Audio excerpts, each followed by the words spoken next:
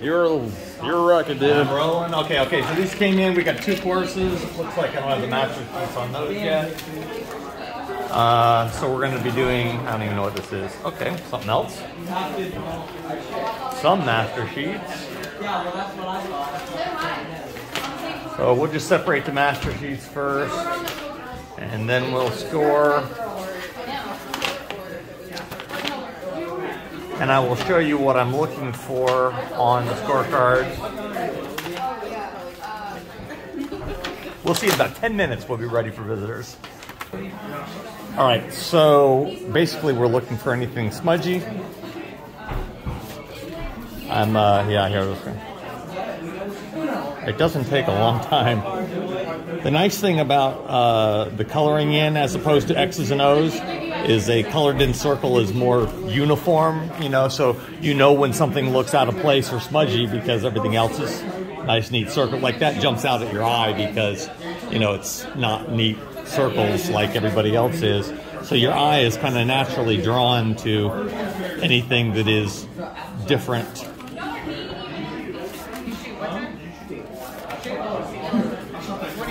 I mean, I'm glad the trappers did a great job. I don't see anything to correct. These are probably going to go straight into the scanner, but it'd be nice to have a little something to show you. That's probably fine. But I have the pen, and it took me 2 seconds, and now it is fine.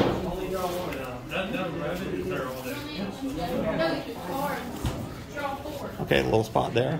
And again, it jumps right out to you because it's not uniform. And you're just using standard correction tape pen?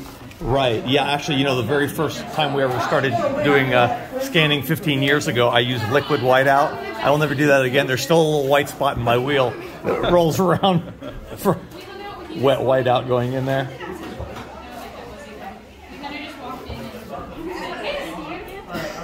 Yeah, see, that's probably fine, but you know, probably fine and definitely fine. It doesn't take a second to do it. Whiteout tape is cheap. I spent a few extra seconds looking up here because, you know, my eye is drawn to the weird way that was bulk. That's more, obviously it's dead, but when that trapper is doing something a little bit different than coloring them in. This is a no-show. I just put one target in because I don't like seeing zeros. Zero means I'm missing a scorecard and I don't have time to take them out, so I just color in one target. That's for my no-shows. They did some erasing here, but there's nothing in the bubble. You can go all around this area, and that's fine. That it only reads if it's inside the circle.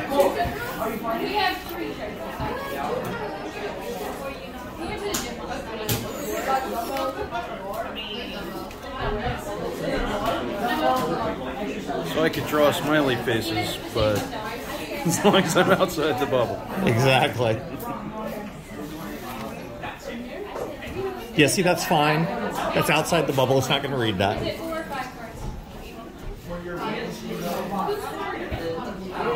Okay. Again, that probably would not read, but once again, I have the whiteout tape here, and I have 2 seconds to spare. I'm not rushing. In fact, I'd probably already be done if I wasn't talking to the video and kind of working with the camera over my shoulder. And it would help if everybody would separate the master sheets and put them face up. And that's fine. If it was turned on the other side, it might be an issue. And I don't mind putting in a few by hand. It's not a big deal. Well, what happens if the other side's torn? Well, then it would have difficulty with the registration marks, and the scanner would say, hey, I couldn't read that. So I would either have to... You can tape it and run it again, or you can just put it by hand. You know, the scanner will exactly. The scanner will stop scanning and immediately tell you the page down in your output tray was not read because whatever error occurred.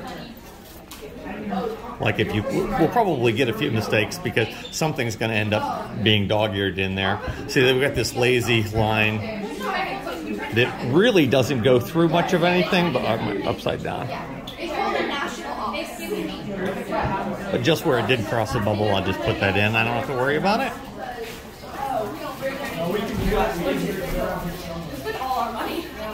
And of course, the nice thing for those of you watching this, you can hit pause anytime you want. and spend as much time as you want looking at the scorecards. No show.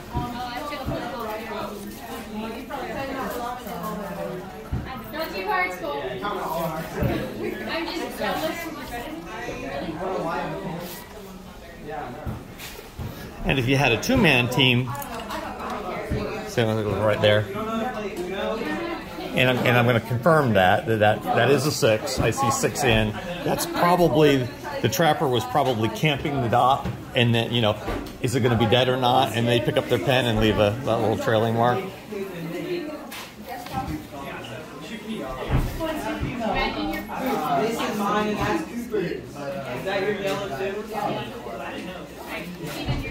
So again, yeah, and if somebody was checking this with me, then I would already, you can scan them as fast as I can look at them. All right, so now we're going to move over to the scanner. So I'm going to open the Scantron software. Let's get a couple on here. Hey, Eddie, we're just making a little video for Royce.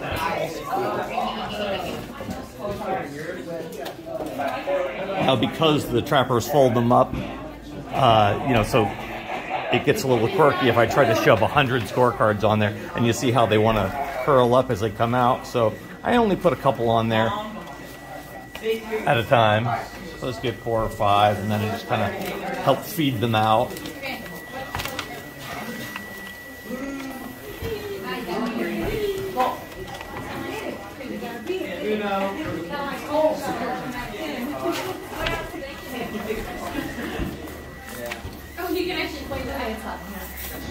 Oh, I'll make a mistake. I'm going to put this one on upside down or backwards.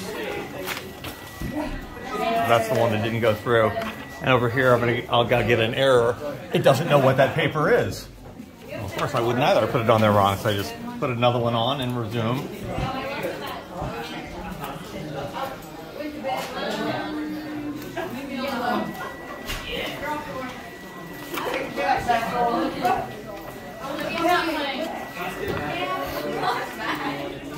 That one I got it. That one happened because the corner went in dog-eared like that. So I just picked it back up.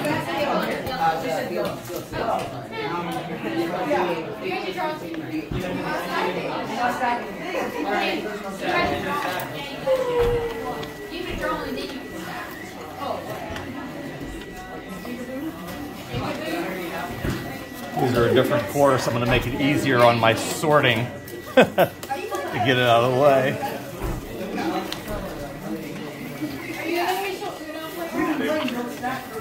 I just set them right there, please. Thank you. Just like 6.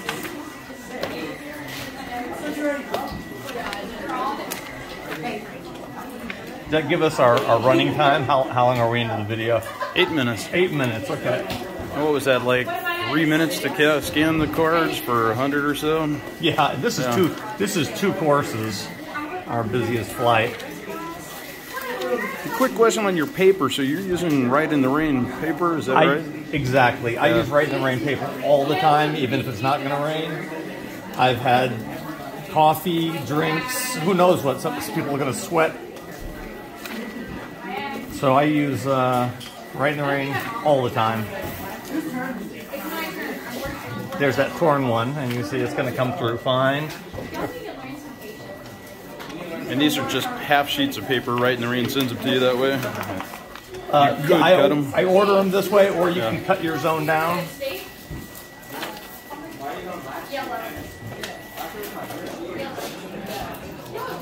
I got that one was a little dog-eared and it wouldn't feed in, so it says error, hopper empty, but you know, it's not really an error. I know the hopper's empty.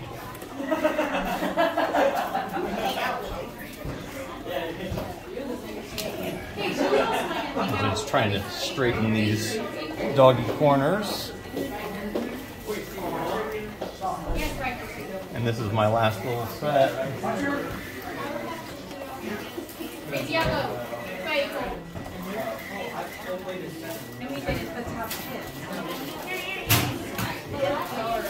I saw that one come out crooked, so I know I know it's going to stop. That one was a little dog-eared, so it's just start it back up, and I'll run these through again.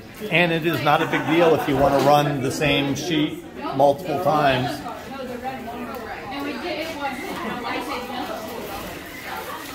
I mean, that's an important distinction, that it knows different competitors and doesn't duplicate you. So yeah. Right, and these are not even the same event, by the way. This is the seniors event and the juniors on the other course. So it's, you know, you could do a 410, a sub gauge, throw in a skeet sheet, a fee task, a 5 stand. I'm going to take this last sheet just to show you. I'm going to run it a couple of times.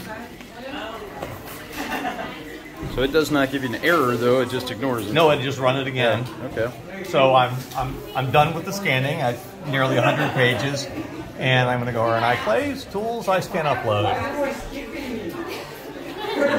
Trying to avoid a glare. Yeah, it's hard to do with the. Now there's going to be a whole lot to process. So these are all the scores we just scanned in that batch. Still processing them in.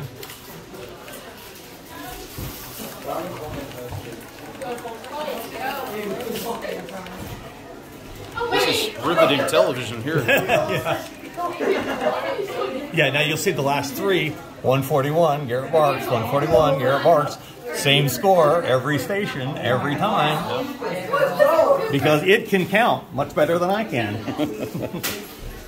So, yeah, that's a wrap. That's...